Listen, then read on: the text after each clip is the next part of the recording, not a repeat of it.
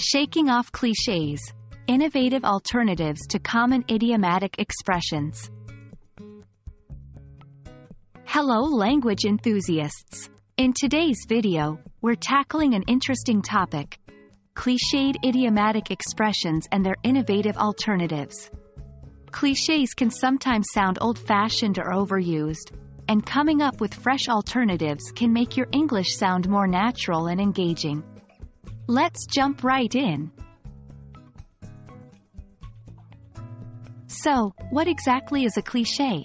In simple terms, a cliché is a phrase or opinion that is overused to the point that it loses its original meaning or novelty. These are phrases you might hear so often that they start to lose their impact.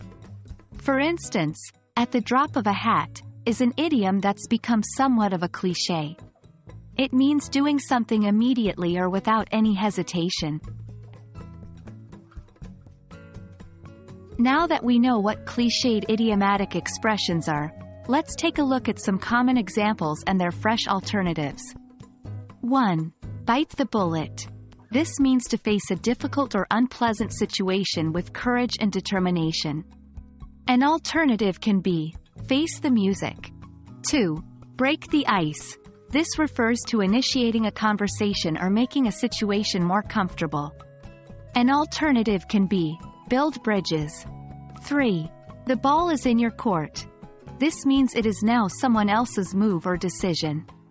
An alternative can be, your move. Remember, the idea is not to eliminate clichés entirely but to know when to use them and when to opt for a less common phrase to keep your language fresh and engaging. Let's put these alternatives into practice.